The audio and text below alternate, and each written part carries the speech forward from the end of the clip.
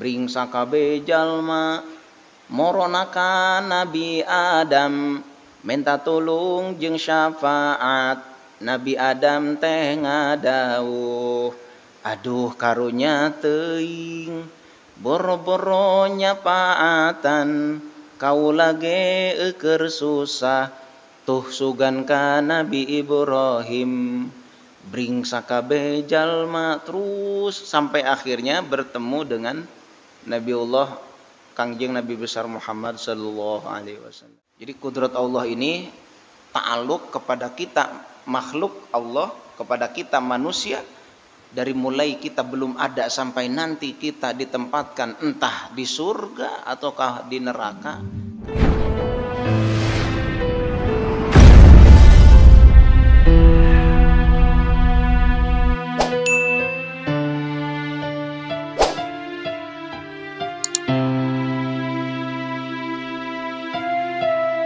Assalamualaikum warahmatullahi taala wabarakatuh.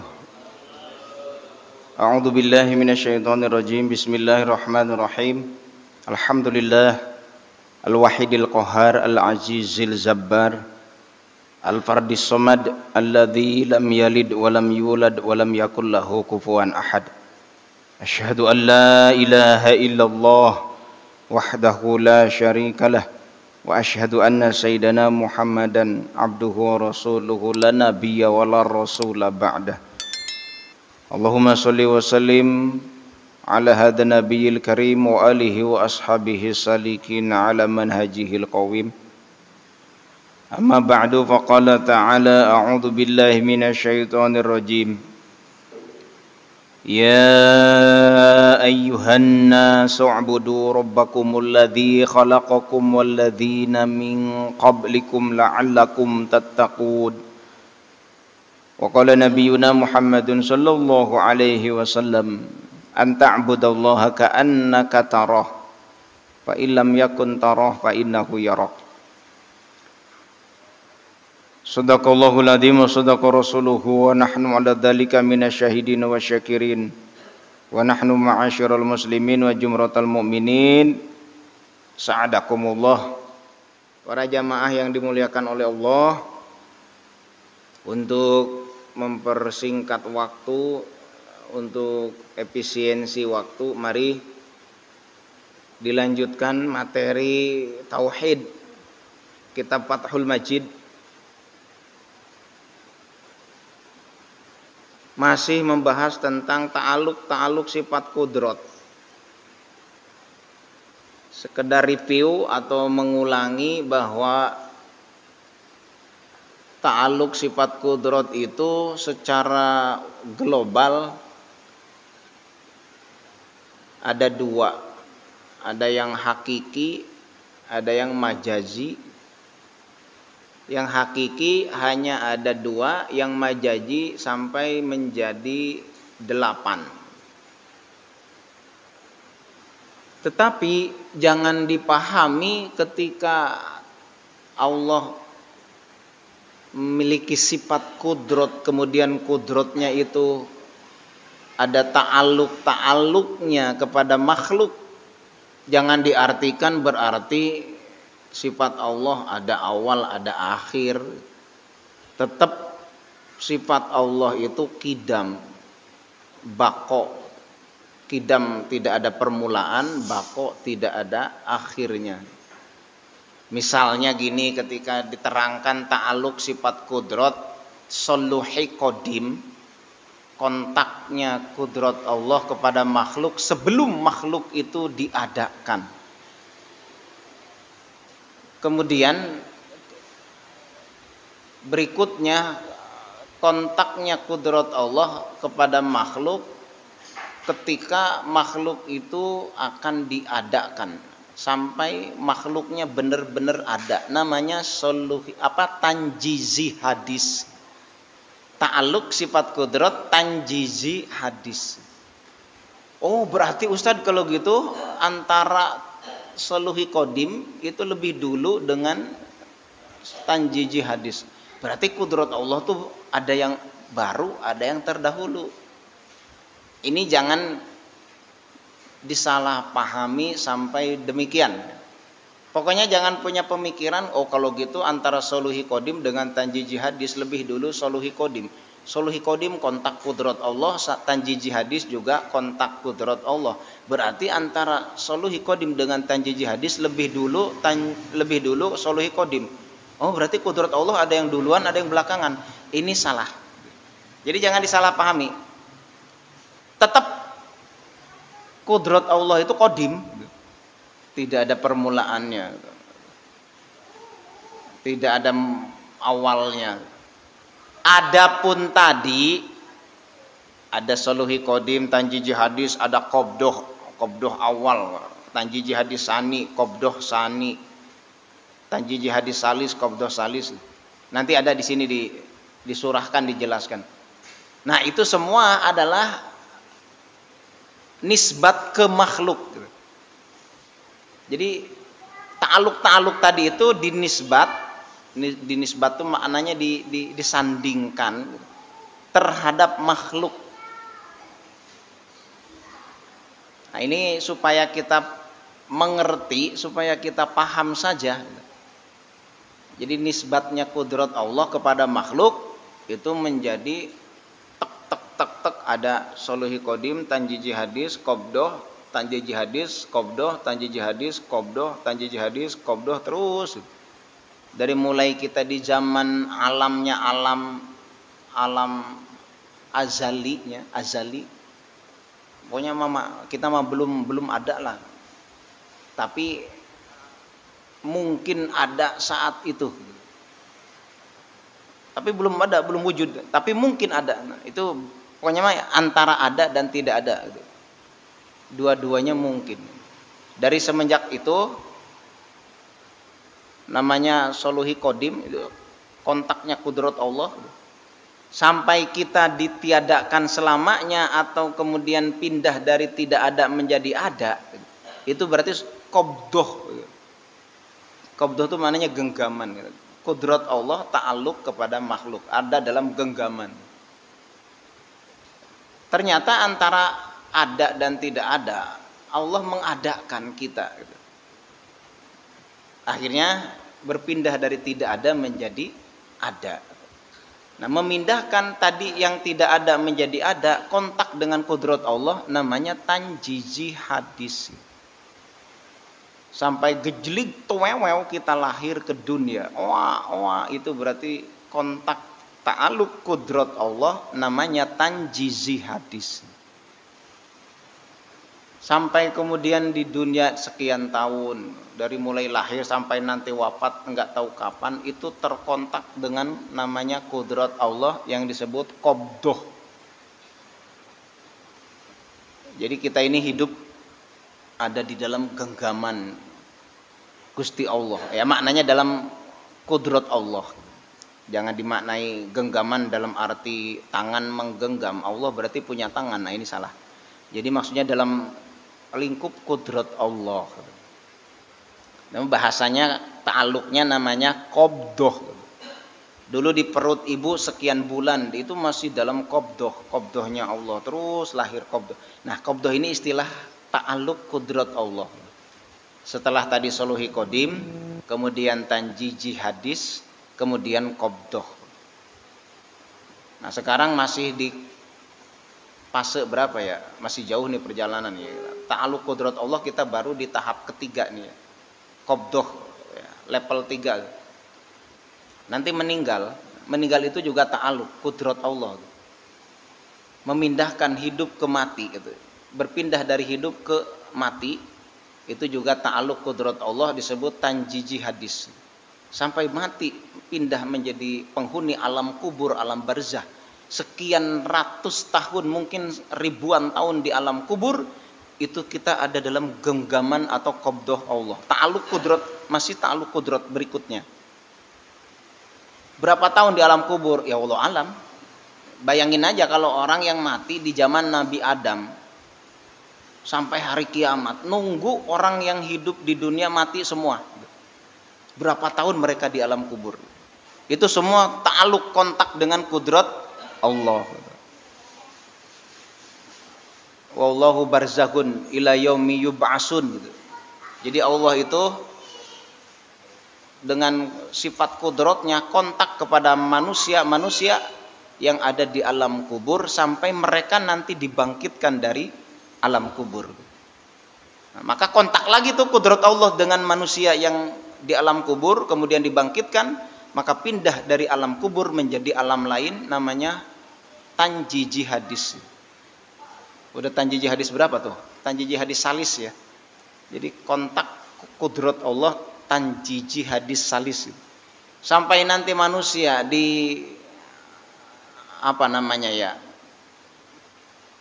Yaumus Sa'ah atau Yaumul Qiyamah.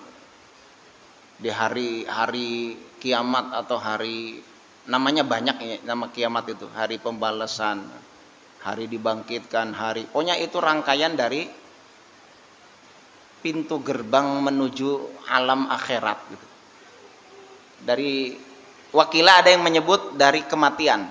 Pokoknya mah kalau sudah meninggal berarti sudah masuk pintu menuju alam akhirat. Tapi ada yang mengatakan dihitung dari semenjak dibangkitkan dari kubur. Itu masuk gerbang pintu alam akhirat. Pokoknya namanya udah beda-beda, macam-macam gitu. Nah, itu kontak lagi tuh. Sekian tahun kita berada di alam tersebut, entah itu yaumul jaza, yaumul hisab, yaumul mizan, apalah namanya ya. Fasenya masih ratusan mungkin ribuan tahun. Karena ada cerita, ada kisah riwayat di kitab Tijan Ad-Durari tentang umat Nabi ketika dikumpulkan di satu tempat di mana matahari jaraknya 40 hasta dari manusia, sehingga membuat manusia ini pakewuh. Apa bahasa Indonesia pakewuh itu? Ya riweuh gitu, lagi repot. Orang kumpul berdesak-desakan, matahari jaraknya begitu dekat. Sampai ada yang mengatakan, sudahlah Gusti kieu-kieu teuing mah kajen teuing ka neraka we abdi mah gitu. Saking enggak tahan menghadapi kondisi pakewuh tadi. Geus Gusti ka nerakakeun lah gitu. Dikira neraka tuh enak ya. Padahal lebih sakit, lebih pedih daripada sekedar dikumpulkan di satu tempat yang matahari jaraknya dekat. Nah, saat itu tokoh-tokoh atau pembesar-pembesar, bisa dibilang para ulama-ulamanya, para kiai-kiainya nanti itu saling berdiskusi, ayo dong kita minta pertolongan Nabi, kan kita punya Nabi ini. Bahwa kita pun bukan hanya lahir sendiri, kita itu punya bapak kita, bapak moyang. Kan kita ini lahir karena kita punya bapak dari bangsa kita, Nabi Adam. Ayo minta bantuan, minta tolong, minta syafaat kepada Nabi Adam. Akhirnya bring gitu ya, gegeden atau pembesar-pembesar, tokoh-tokoh manusia saat itu mendatangi, mencari Nabiullah Adam alaihissalam. Orang miliaran, bukan lagi jutaan, bukan lagi ratusan juta, miliaran kumpul mencari sosok Nabi Adam. Nah, dikisahkan konon mencari satu nabi itu waktu lamanya 500 tahun. Ketemu Nabi Adam. Kemudian menceritakan, minta dibantu, mintalah kepada Allah syafaat, pertolongan. Ini kami sudah enggak kuat, enggak tahan. Apa jawaban Nabi Adam? Anak-anakku, jangankan nolongi kalian, jangankan menolong kalian, saya aja punya salah, saya punya dosa, dan ini yang menjadi pikiran saya sampai sekarang. Dulu tempat saya, Allah ngelarang memakan sesuatu buah, tapi saya melanggar. Ini dosa yang sampai hari ini saya kepikiran. Boro-boro nolongi kalian, saya aja masih susah ngadepin dakwaan Allah nanti bagaimana. Apalagi nggak ada JPU, jaksa penuntut umum, pengacara nggak ada. Kalau gitu gini aja nih, tuh ada hamba Allah yang diutus ke muka bumi menjadi nabi, bahkan digelari Khalilullah gitu, kekasih Allah. Namanya Ibrahim, cari Ibrahim. Bring pembesar-pembesar manusia itu mendatangi mencari-cari Nabi Ibrahim. Dan dari jarak Nabi Adam ke Nabi Ibrahim itu 500 tahun.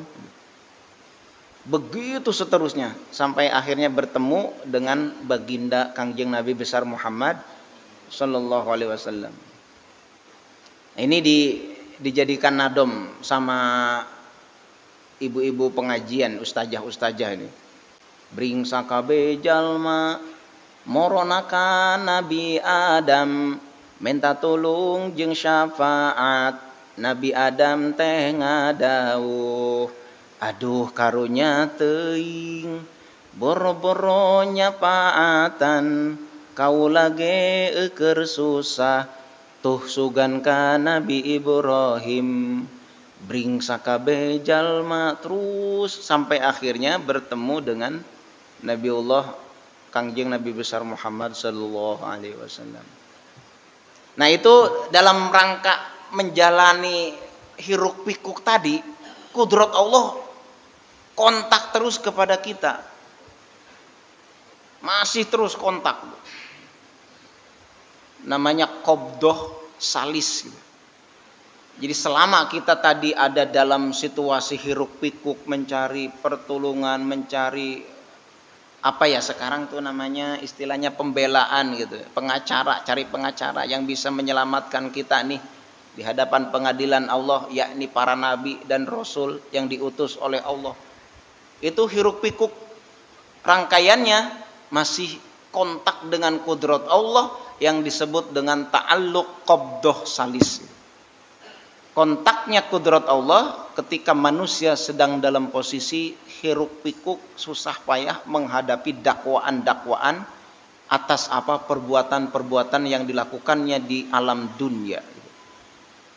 Pokoknya mah terus Pak sampai manusia nanti digiring ke satu tempat namanya mahsyar, yakni tempat berkumpul. Kemudian nanti di situ disidang satu-satu gitu, amal-amalnya ditimbang, dihisab, dihitung, ditimbang amal-amalnya semua gitu. Dan itu semua masih ta'aluk atau kontak dengan kudrat Allah, namanya qabdah salis. Sampai tempat terakhir manusia ada yang ke surga, langgeng di surganya, ada yang ke neraka, langgeng di nerakanya. Itu tidak lepas ta'alluq kudrat Allah. Jadi kudrat Allah ini ta'alluq kepada kita makhluk Allah, kepada kita manusia, dari mulai kita belum ada sampai nanti kita ditempatkan entah di surga ataukah di neraka. Karena ini masih remeng-remeng, ini masih tanda tanya apakah jadi penghuni surga atau jadi penghuni neraka. Tapi mudah-mudahan dengan apa yang kita laksanakan seperti ngaji ini menjadi korinah, indikator kita termasuk calon penghuni surga. Jadi kontaknya kudrat Allah, Allah mentakdirkan kita menjadi penghuni surga yang abadi. Dengan indikasi atau dengan korinah ya seperti yang sekarang nampak lah. Jadi walaupun masuk surga atau masuk neraka itu adalah perkara yang jaiz, perkara mungkin. Artinya orang berpikiran ngapain sholat ya, ke surga ke neraka makan kersaning Allah. Sholat juga belum tentu masuk surga, maksiat belum tentu masuk neraka. Ini ya benar sih. Karena semuanya ya masih mungkin, antara ke surga atau ke neraka ya dua-duanya mungkin. Tapi kan ada alamat, ada ciri-ciri, ada indikasi yang bisa menandai ini calon penghuni surga, mana calon penghuni neraka. Jadi jangan terjebak dengan pemikiran sekuler atau liberal gitu ya. Ngapain sholat? Belum tentu masuk surga. Masuk surga itu kan kersaning Allah. Belum tentu yang rajin sholat ke surga. Bisa saja orang maksiat masuk surga. Iya, dua hal yang mungkin. Tapi kan ada indikasi. Ada korenah yang korenah tersebut menjadi ciri atau menjadi identitas. bisa diketahui gitu. Siapa yang calon penghuni surga, siapa yang calon penghuni neraka. Jadi ini semua masih ta'aluk, masih kontak dengan kudrat Allah. Nah, ini rangkaian-rangkaian urutan ta'aluk kudrat Allah kepada manusia. Jadi sekali lagi, bukan berarti kudrat Allah itu ada yang lama, ada yang baru, ada yang terdahulu, ada yang baru. Tetap kudrat Allah satu, dan satunya kudrat Allah itu adalah qadim gitu. Tidak ada permulaannya dan tidak ada akhirnya. Qadim dan qidam dan baqo. Adapun tadi itu ditinjau dari sudut pandang makhluknya gitu. Karena makhluk ini kan didahului tidak ada, kemudian sekarang ada, besok akan tidak ada kembali. Dari tidak ada akan kembali ke tidak ada. Nah, sehingga untuk bisa memahami kudrat Allah itu, maka ulama menceritakan ta'aluk kudrat Allah atau kontaknya sifat kudrat terhadap makhluk-makhluk Allah.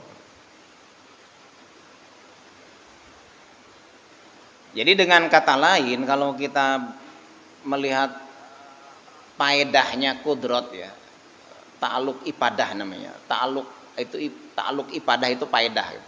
Kegunaannya. Kudrat Allah itu kan taksir, ijad wa idam. Ada bekas yang tadinya tidak ada menjadi ada, atau yang tadinya ada menjadi tidak ada gitu. Kelihatan gitu.